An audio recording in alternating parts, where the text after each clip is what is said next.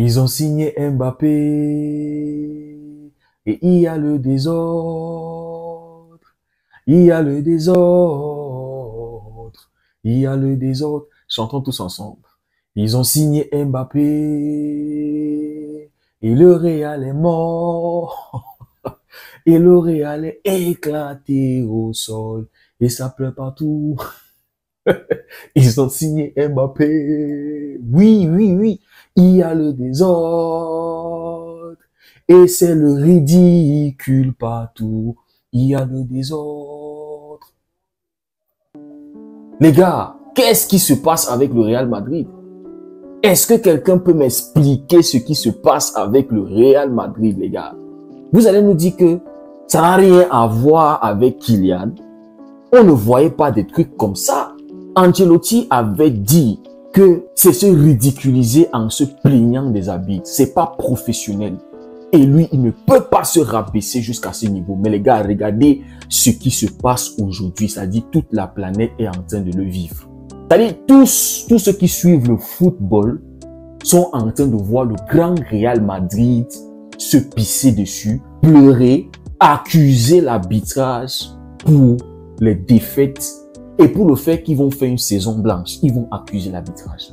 Et vous allez nous dire que Kylian n'a rien à voir dans tout ça. Depuis qu'ils ont signé ce monsieur, je ne comprends plus ce qui se passe au Real Madrid. Subitement, Vinicius est redevenu nul. C'est-à-dire, quand tu regardes Vinicius cette saison, tu as l'impression de voir Vinicius il y a de cela 2 saisons quand il était nul.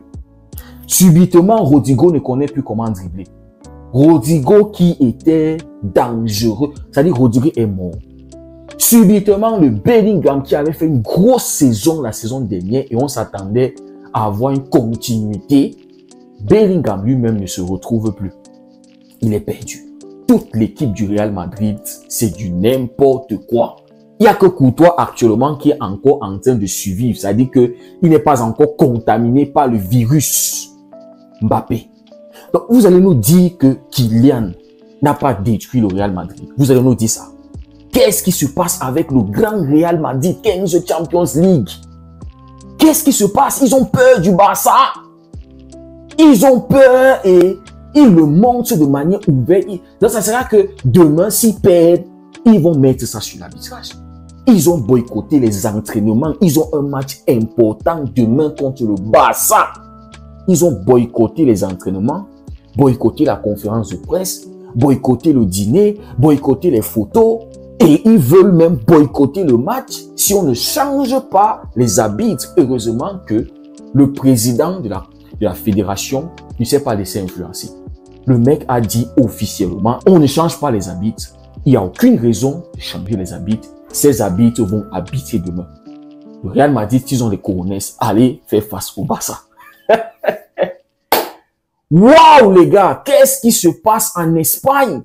Le grand Real Madrid est en train de chouiner, en train de chialer, en train de pleurer. C'est-à-dire, les mecs ont peur de se manger une rouste. Ils ont peur d'une 3e humiliation, les gars. C'est-à-dire, c'est là où on vous attend bomber le torse, non, les gars. C'est là où on vous attend. C'est pas seulement dire on a 15 Champions League. Venez, on joue ballon. Venez, on joue ballon. Maintenant, on veut jouer ballon, vous avez peur. Fallait laisser la Real Sociedad passer. C'est comme si eux, ils se disaient que Atlético allait éliminer le Barça. C'est sûr que, c'est-à-dire, c'est ce qu'il y avait dans leur tête. Et, puisque c'est le club du régime, ils ne voient même pas que les tirages les a favorisés. Parce qu'on se disait qu'on pouvait avoir notre classico déjà en demi-finale. Mais non, on a fait les tirages de sorte que le Real Madrid tombe sur la Real Sociedad, sachant que, fait quoi, ils vont se battre là-bas. Hein? La Real Sociedad, on peut manigancer comme on peut manigancer. S'ils ont des pénaltys, on peut refuser. C'est-à-dire, on peut tout faire là-bas pour que le Real Madrid se retrouve en finale. Takefusa Kubo, on se rappelle. Match retour. Le mec aurait pu avoir un pénalty. Il n'a pas eu. Les manigances. C'est-à-dire, on a fait tout pour les éviter le Barça, pour que le parcours se croise en demi-finale. On a tout fait pour qu'ils soient en finale. Et maintenant, les mecs ont peur du Barça d'une manière extraordinaire, exceptionnelle et monumentale et historique. J'ai jamais vu ça de toute ma vie. Depuis que je regarde les classiques, les gars, j'ai jamais vu le Real Madrid avoir peur du Barça comme ça. au point où il veut mettre ça sur les arbitres. Moi, j'ai jamais vu ça. Vous allez me dire que ce n'est pas le virus Kylian qui a infecté le Real Madrid. Vous allez me dire ça. Donc, déjà que le système leur favorise cette saison, fait tout, mais c'est eux qui attaquent le système, les gars. C'est eux qui se retournent encore pour attaquer le système. Attaquer les arbitres qui leur ont donné plus de pénaltys que le Barça. On l'a vu, les gars. On l'a vu. Mais comment ce Real Madrid peut se diminuer, se ridiculiser comme ça aux yeux de tous? Quel est le message qu'ils sont en train d'envoyer, les gars, aux jeunes Madrilènes? C'est-à-dire, ceux qui ne connaissent même rien de l'histoire du Real Madrid qui se réveillent aujourd'hui. C'est-à-dire, j'étais en train de causer avec ma petite cousine. Elle me dit, moi je supporte le Real Madrid. Je suis resté comme ça, dit que, mais, maman, tu connais le Real Madrid où? Ton grand frère supporte le Barça depuis la nuit. Toi, tu sors d'où avec le Real Madrid? Qui t'a gâté? Elle me dit, quand vous allez avoir aussi 15 Champions League, tu peux venir me parler. Mais quel est le message que ce club de mafieux est en train de passer à ces enfants qui le regardent? C'est-à-dire, tout ce qu'ils veulent, on doit faire. On se rappelle, lors de la cérémonie du Ballon d'Or, puisque Vinicius on avait annoncé que Vinicius n'allait pas prendre, ils ont tout annulé. Ils ont tout annulé. Ils ne sont pas allés à la cérémonie. Mais c'est quoi ces gros bébés, les gars? C'est quoi ces gros bébés? On dirait un enfant qu'on a refusé son yaourt ou sa crème ou sa glace et il commence à pleurer, à faire du désordre partout. Quel est le message que ce club est en train d'envoyer à tous ces jeunes-là? Vous ne pouvez pas perdre dignement. Vous ne pouvez pas porter vos coronesses et affronter une équipe qui joue au ballon. Vous avez peur. Les gars, je suis dépassé. Les gars, la situation est tellement alarmante que Tebas ne veut pas rester tranquille. C'est-à-dire, on sait que Tebas est fan du Real Madrid, mais lui-même, il n'est pas d'accord avec ce que le Real Madrid est en train de faire. Tebas a dit que, je vais juste paraphraser un peu, non seulement vous n'êtes pas bon au foot, mais vous ne voulez même pas travailler pour améliorer votre foot. Quand il y a tel truc, vous accusez tel. Quand il y a tel truc, vous n'êtes pas bon, vous accusez. Ah, les gars, franchement, qu'est-ce qu'on est en train de vivre avant une finale? Le Real a peur du Barça, les gars. Et il veut se trouver des victimes. Il veut se trouver des raisons. Comme ça, quand demain le Barça les massacre, leur donne une leçon de football. L'arrogance, c'est-à-dire, leur arrogance a déjà débordé. C'est déjà devenu tellement grand. L'arrogance n'est pas d'abord une bonne chose, les gars.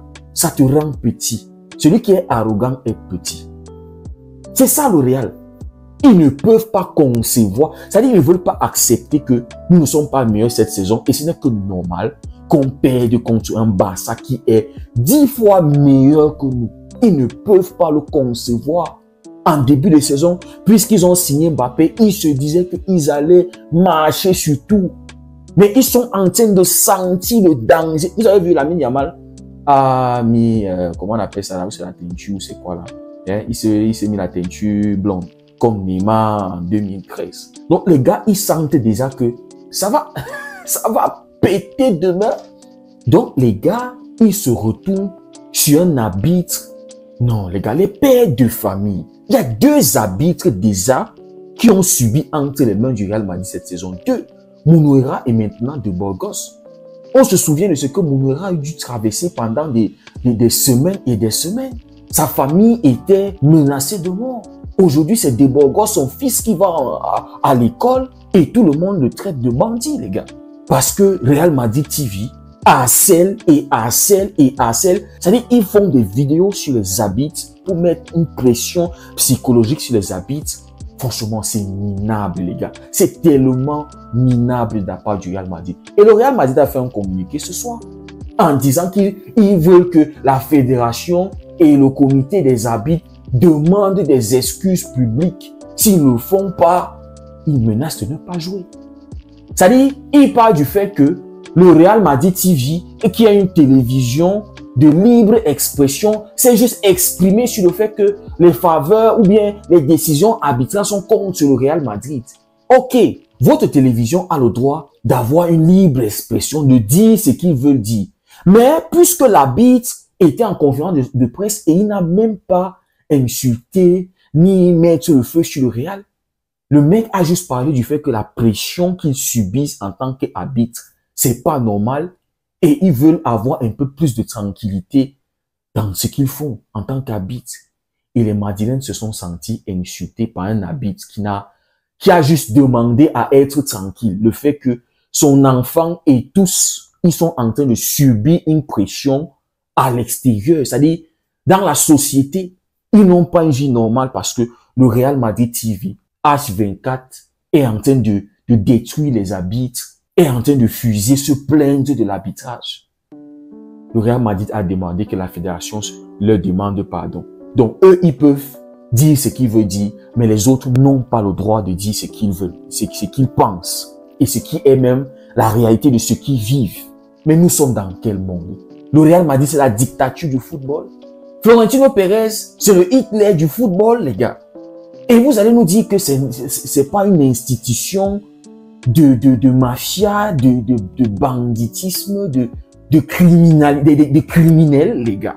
Mbappé, l'autre jour, a failli fracasser le tibia. C'est-à-dire, il a failli mettre fin à la carrière de Blanco. On lui a donné seulement un match. Pour des gestes moins que ce que Mbappé a fait, les gars prennent des 5 matchs, les gars prennent des 3 matchs, les gars prennent des 2 matchs. C'est-à-dire, minimum, Mbappé devrait avoir au moins 3.